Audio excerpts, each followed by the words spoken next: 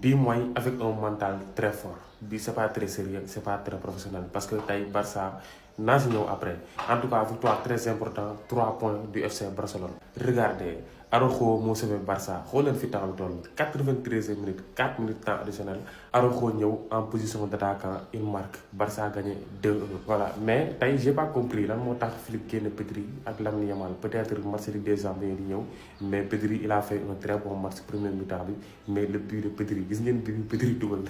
voilà aussi un but exceptionnel de Witsel tey Girona ils se tenir nañ Barça ba malheureusement ba fin temps Barça gagné leen. gars yi ñu wax si Barça tuuti naa ko yeggali sax si beneen vidéo mais tey Barça tey Girona naroon na ko dóor 4 wala 5 voilà tey Barça li mu doon may Girona dafa bëri trop ay occasion face to face Flick war na xoolaat ligne défensive bi ni ñu koy ajee noonu loolu c'est pas sûr wóorul. lu ñu joué tey dara moo ci baaxul mais comme on dit souvent c'est à la fin du bal qu'on paie les musiciens. Victoire 2-1, dernière minute. Et quand on a libéré, Ronald Araujo. Salam la famille, j'espère que vous allez. Victoire du Yomlour, mais c'est très important. Comme le mot 5, malgré le contenu bien maintenu, mais le plus important, moi, Barcelone m'a gagné 2-1. Victoire moo permettre Barcelone actuellement mu nekk premier de la Liga provisoirement bien sûr parce que Real Madrid suba la war a jouer moom ak Getafe match boobu day métti et soo xoolee début match bi Barcelone def franchement parlant voilà c'était satisfaisant parce que commencé woon nañ concrétiser ay occasion commencé woon nañ jouer et comme d'habitude le maître à jouer le magicien tey il a été plus avancé sur le terrain mais encore une fois Pedri a été élu homme du match. Pedri qui marque un but boo xamante ne c'est à la Messi passe quand 1-0 pour le Barça. Vous savez c'est le Barça lii ñun min nañ ko voilà encaissé des buts bêtement yoo xamante ne doo xam fu mu jógee déjà défense bi rek man wax dëgg fa actuellement nii li ñuy def depuis quelques matchs ça ne me plaît pas du tout. Égalisation à la 19e minute voilà Witsel dugal un magnifique but. déjà bi Zidane dugalee rek les choses commencent à se compliquer petit à petit pour le Barça. Frenkie de Jong qui rate l'occasion du deuxième but à la 25e minute action bi nii heureusement que dañoo gagné match bi. et en seconde période l'entrée de Fermín López nous a fait beaucoup de bien. parce que tey c'était compliqué pour Tony Fernandez résiste boo xamante ni miinu ko dañ koy comprendre première titularisation aussi y a de la pression. mais bi Fermín duggee gis nañ bu baax a baax c'est un joueur boo xamante il est différent de yeneen joueurs yi waaw c'est un numéro 10 boo xamante il est capable de percuter il est capable de frapper surtout frappe loin yi tey jii arrangé nañu bu baax a baax surtout frappe loin yi tey arrangé nañu bu baax a baax. Barcelone parvient à marquer le but à la 61e minute mais malheureusement voilà Eric Garcia a fait faute et man faute et su ma leen waxee dëgg objectivement yaa faute parce que voilà dafa appuyé ci waaji pour jóg mais action bii nii à la 76e minute y avait pénalty pour le Barça mais arbitre bi sifflé ko on passe. sans oublier aussi occasion bi nga xamante ni Marcus Rashford aussi raté na ko tey il a fait un très bon match mais voilà benn instant lucidité moo ko manqué woon parce que il était très fatigué en seconde période. et là en toute fin de match coaching gagnant le meilleur attaquant du monde Araujo rentre et marque le but qui délivre le Barça à la 94e minute. voilà y a beaucoup de choses yoo xamante war nañ ko mën a wax ci match bi parce que tey jii nii suñu waxee dëgg la performance collective wax dëgg fa la c'est décevant mais le plus important c'est la réaction et pour man voilà loolu la ñu war a retenir ci match tey bii nii. fan laay commencé taskatu yaakaar yi bon yi ngeen doon Girona. mu ngi noonu sama gars yi le FC Barcelone gagné na match Liga bi ñu doon joué tey contre Girona 2-1 but de 4 but de Pedri le magicien et tout simplement but de Araujo à la dernière minute. Araujo gars yi moom moo offrir le FC Barcelone les 3 points aujourd'hui à la 93e minute Araujo ni béykat yi tey par Araujo dañ ko dugal mu doon jouer attaque mais nag kenn comprendre woon changement tey Hansi Flick yi kenn comprendre ko parce que ñaari jours yi mu génnee Barça doon jëlee 1-1 am na nu mu doon demee sax tey Barcelone mën na perdre match bi mais heureusement i gën nañ ci Girona gérer wuñ seen occasion le FC Barcelone tamit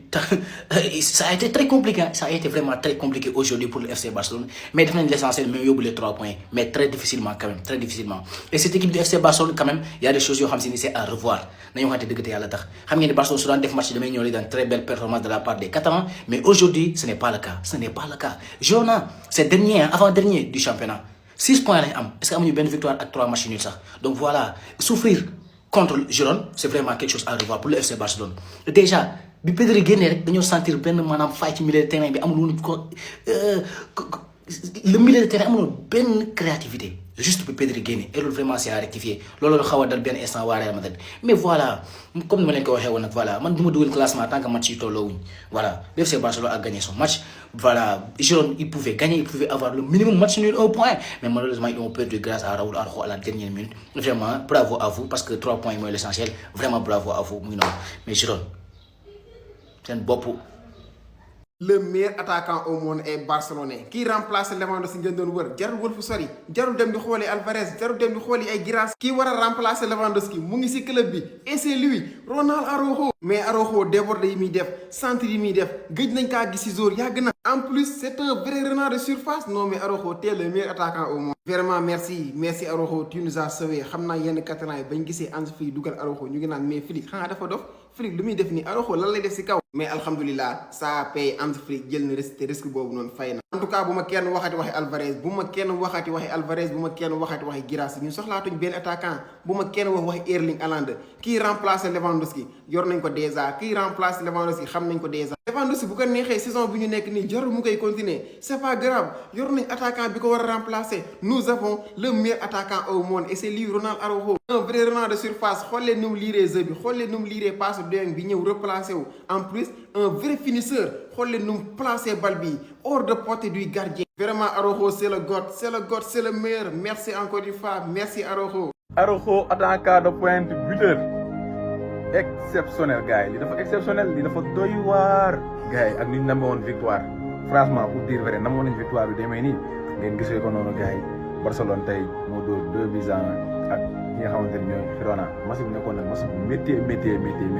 mais si Flick ñun lii la leen xamee course da nga indi ay solution course doo dëgër bopp malgré sa blessure lu muy bëri gars yi vous le voyez bien tey Araujo la indi G9 Araujo dugal lu doy waar li histoire da koy bind Catalan yëpp a kontaan tey Catalan yëpp a bëgg mais nag gars yi ba tey nag liñ bi xam ñoo sonal liñ défense bi ak contre yi doy na waar mais nag gars yi c'est le Barça sommes les Catalans yi très fiers waaj classico bi den di jéegi jaajëf Giron une minute moo ci desul une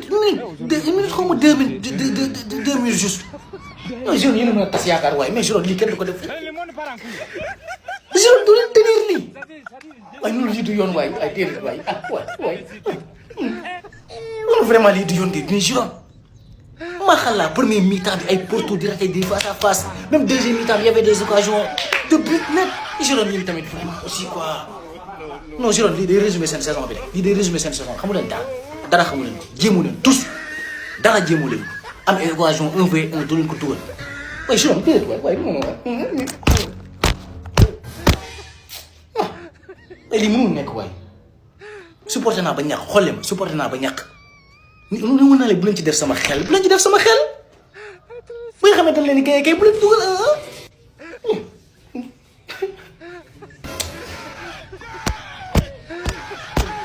Barça xaw ma da say dal xaw ma Dakar mérité waaye gagné na 2-1 bi marqué par Araujo waaye Araujo yaa baax waaye kenn du Araujo barki yonent mi waaye Araujo waaye Barça waaye nii lay demee na Crystal Palace lépp ak nday Crystal Palace gañal ngay match nul waaw sama gars yi Barça gagné na de billaay wallaay taalaay Araujo waaye Araujo yaa ñu gën nii la billaay wallaay taalaay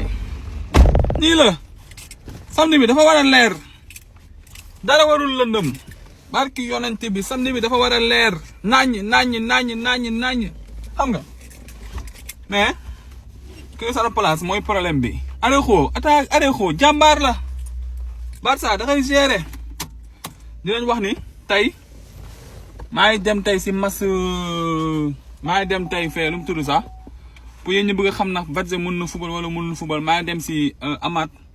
Amat l'international tey dafa tëgg fee match influenceur yi fee lu mu tudd sax Kër Massar maa ngi nii dem foofu noonu si match bi tey foofu la ñombe bi di amee tey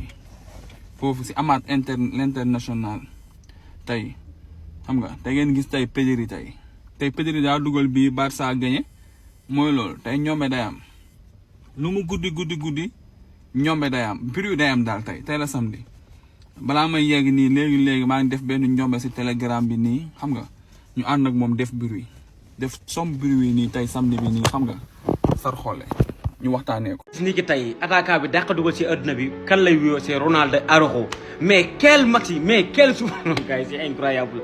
yéen dëkkandoo yi nga xam si ne actuellement yi doon socc taxaw di xaar Barça bu ne perte na 2 points ngeen taxaw célébré na ngeen xam ne man ak yéen le 26 bi nga xam si lañ jëm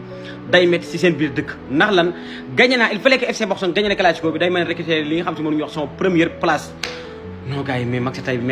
métti na trop FC Barcelone ci doon enfin victoire du FC Barcelone vraiment nekkoon na match bu compliqué ci côté FC Barcelone nombre d'occasions yoo xam si ni attaquant bu FC Barcelone doon na ko raté ko su mel ne Marquinhos Rashford malgré que ne Fermin ba mu duggee mën a tànn na bu yaa beaucoup de frappe mais mënut a fexe ba réussir si benn mais enfin Ronaldo Araujo mën na mujj ñi ñëw réveillé club bi nga xam ne FC Barcelone mujj ko jox li nga xam si moo son 3e ñu ngi xati 3 points je pense que premier but nag ki nga xam si moom moo ko dugal c'est Pedri Gonçalves un magnifique but boo xam si ni dugal na ko benn commission moom ak Pedri Gonçalves Pedri jox ko kii Lamine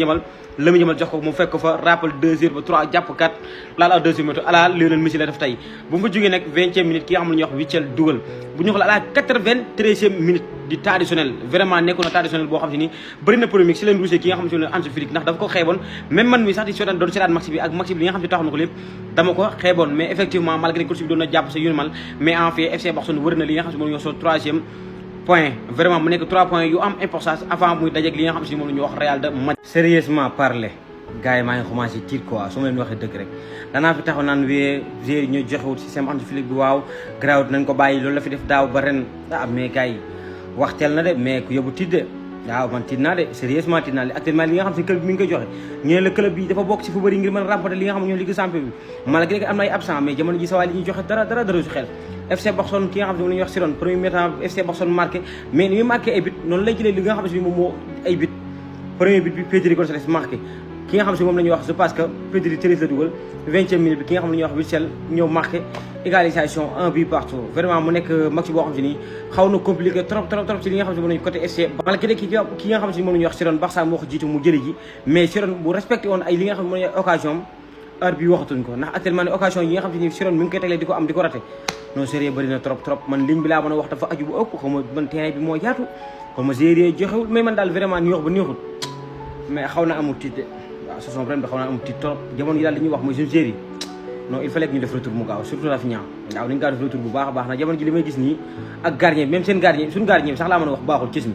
day sant rek dara xamu Flick nag yaakaar naa ni sa réero ak catalan yi si lii la nar a man moom xamee wala ma genre vidéo yi comme di critiquer tactique wu course wala di critiquer yenn critiques yi yenn joueurs yi d'habitude toujours da ngeen may gis may jël défense joueur wala défense course yi mais lii du critique sax lii remarque la remarque bu ñëpp def remarque bi nga xamante nii mu ngi nekk duñu lor actuellement muy pièce hors jeu bi actuellement équipe bi dañ koo naan kuy fubale FC Barcelone boo ko bëggee gagné kuy fubale FC Barcelone xam nga fi nga koy jaar mooy pièce hors jeu bi da nga koy préparer entraîné ko boo ñëwee da ngay ñëw rek appliquer pour mën a teg problème FC Barcelone moo tax jamono gi ku ñuy fubalal dañuy sonn Hansi Flick ñi muy gën a rey mooy défenseurs yi parce que gars yi après défenseur la ñuy critiquer défenseur la ñuy wax alors que pièce hors jeu bi mooy sonal défenseurs yi daaw mu ngi doon dox ñu ngi doon gagné di kontaan mais cette année ci équipe bi xam nañ FC Barcelone lu muy fubal dañuy préparer ñëw tegal ñu loolu noonu yeneen match yi mën na ñëwaat mu marché waat amul benn problème mais dañoo nar a dem ba match bu am solo match bu am njëriñ pièce hors jeu bi rayetuñu encore une fois Hansi Flick nag liggéeyam kenn amul dara lu mu siy wax li muy liggéey ci FC Barcelone Hansi Flick ni mu indiwaatee FC Barcelone kenn amul dara lu mu siy wax mais actuellement pièce hors jeu bi mu ngi tax catalan yu bëri ñu ngi commencé dal ci kawam te aussi ils ont raison parce que bu ñu gisee benn affaire bi nga xamante nii seen équipe mu ngi koy def te loolu noonu arrangé wul seen équipe c'est normal ñu génn ñu wax ko moo tax daal vraiment pièce hors jeu bi peut-être Hansi Flick moom xam na li tax mu koy def Hansi Flick am nay raison mais pièce hors jeu vraiment man doyatuma vraiment